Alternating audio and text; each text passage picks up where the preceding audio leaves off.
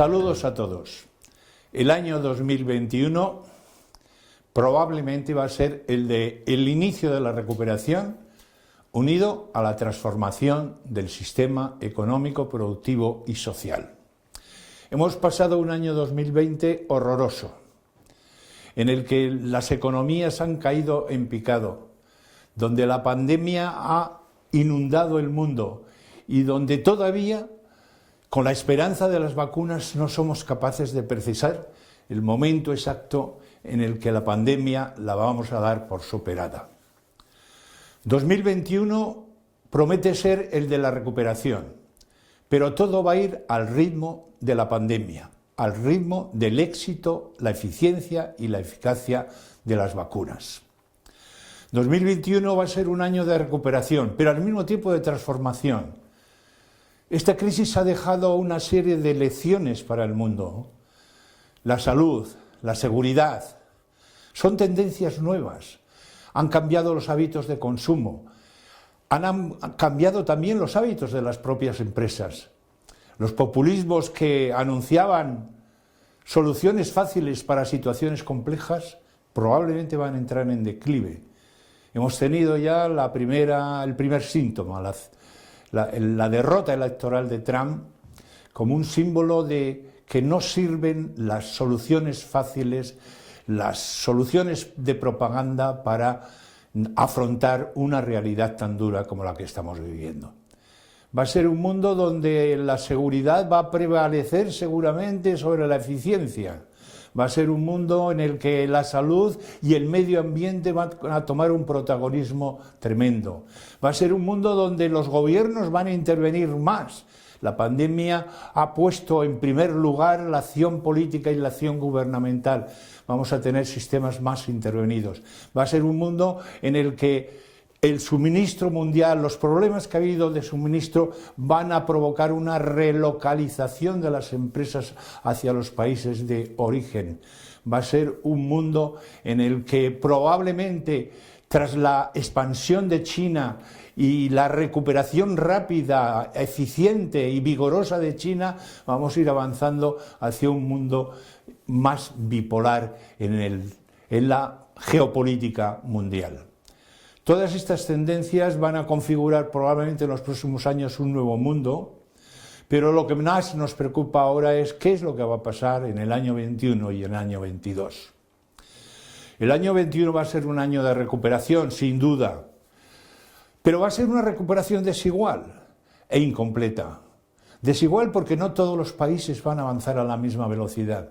China y los países asiáticos se están sorprendiendo, con tasas de crecimiento de China del 2% este año y previsiones del 8 o 9% para el año que viene. India probablemente entre el 9 y el 10%. Los países latinoamericanos y africanos entre el 2 y el 3% van a crecer, acobiados todavía por una deuda tremenda que no pueden pagar y una baja productividad. Estados Unidos, que ha hecho una mala gestión de la pandemia y quizás una mejor gestión económica, con el relevo de Trump con Biden, va a iniciar un nuevo camino de apoyar el crecimiento, de combatir las desigualdades, de más gasto público, de más endeudamiento, de recuperar y retornar todo lo destruido por Trump, de recuperar alianzas, de acercarse a Europa. Un nuevo mundo, sin duda alguna, geopolítico también se nos presenta en el año 2021. La tasa de crecimiento que se espera para Estados Unidos va a estar entre el 4 y el 4,5%, una tasa un poco superior a la europea.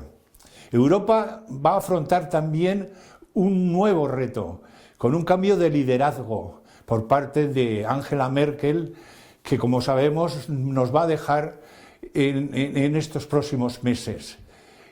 Con un fondo europeo y con un paso adelante que ha dado Europa en torno a la solidaridad, a recuperar, a proteger a aquellos países que han sufrido más, como España. Quizás esto suponga, siempre ha sido así, un paso adelante en el proceso de integración. Hemos vivido recientemente un acuerdo, el acuerdo del Brexit, por fin, alivio, más que alegría, pero se ha dado solución a un problema que nos agobiaba.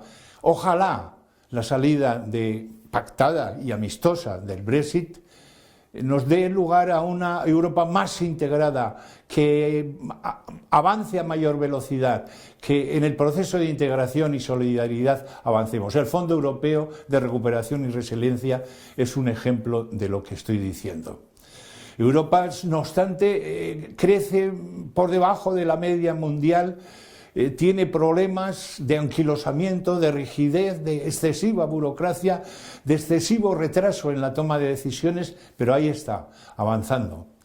Y por fin tenemos a España también. España, que hemos partido en esta crisis de una situación delicada, con desequilibrios estructurales, con una deuda altísima, con un déficit público también muy alto, con un déficit estructural, con una baja productividad. Esto nos ha lastrado, nos ha restado fuerzas en la recuperación.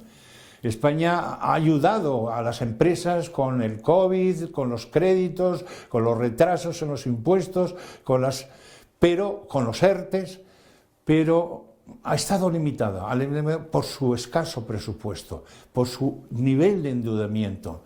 Las ayudas directas han escaseado, prácticamente no han existido, cuando otros países como Alemania o Estados Unidos han insuflado ayudas directas a las empresas y a las familias y por lo tanto han salido reforzadas y antes de la crisis.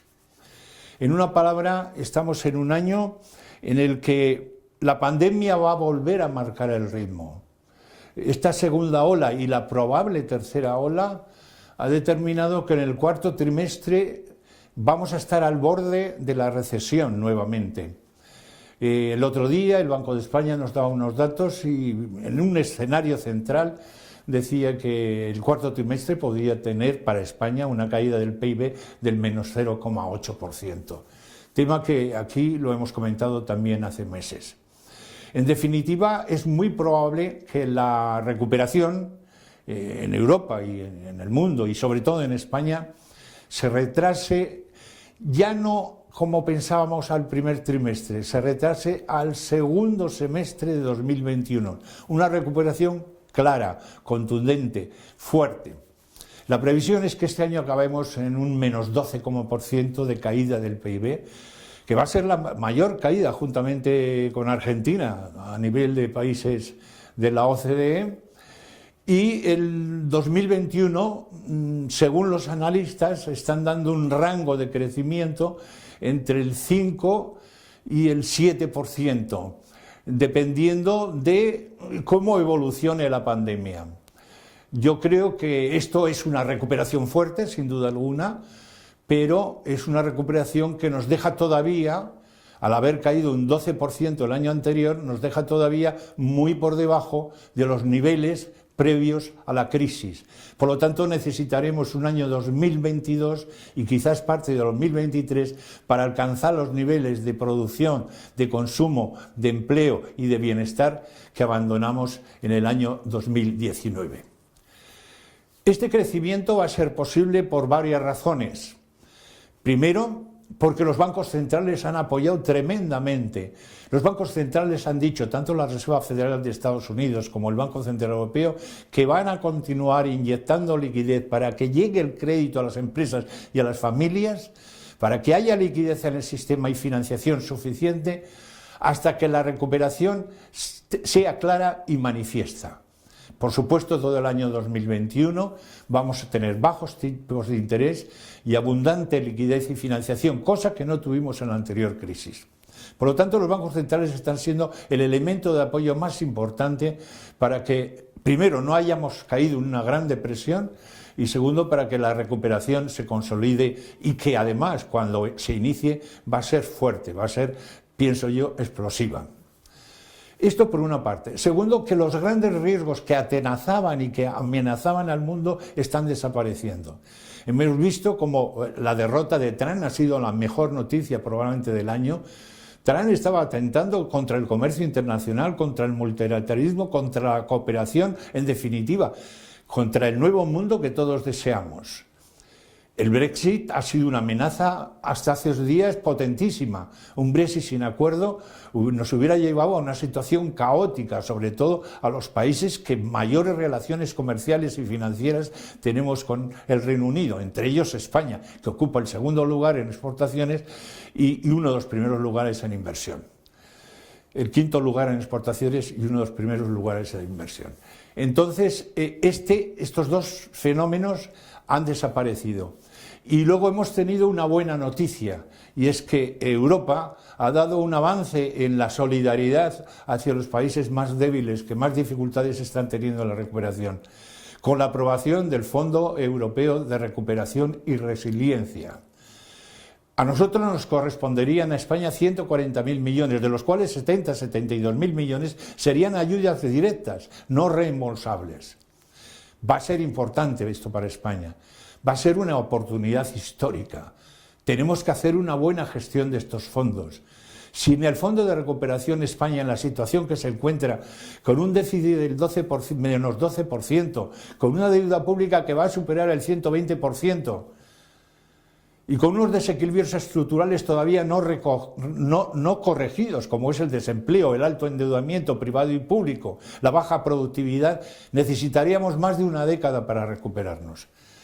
Si hacemos una buena gestión de estos fondos, probablemente en 2 o 3 años hayamos recuperado lo perdido. Incluso podríamos estar mejor, porque estos fondos tienen la pretensión, y es una condición, de que vayan dirigidos no solamente a la recuperación del empleo, sino a la modernización del sistema productivo, a la digitalización, hacia un concepto de eficiencia más completo, que respete el medio ambiente, que evite las desigualdades, que provoque un crecimiento inclusivo. Es decir, estos fondos están destinados a hacer un país mejor, no un país igual, pero más grande.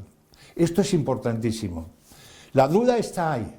La duda de Europa y la duda de muchos analistas está: ¿va a ser este gobierno español, con una coalición que parece que tiene pensamientos distintos según el partido que se manifieste, que caen continuamente en la disputa y el disenso, van a hacer una buena gestión no politizada de estos fondos?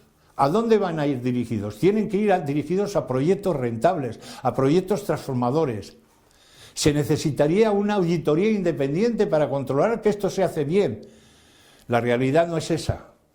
La realidad es que el gobierno ha centralizado absolutamente todas las decisiones y que hoy por hoy no conocemos que haya una autoridad independiente que pueda auditar todo este proceso. Ya el primer problema hemos tenido con el reparto de los 10.000 millones entre las distintas comunidades autónomas que se ha producido en estos días, y donde todo el mundo está en desacuerdo y creen que los criterios son políticos en vez de técnicos en la distribución de los 10.000 millones, que es un anticipo de lo que va a venir.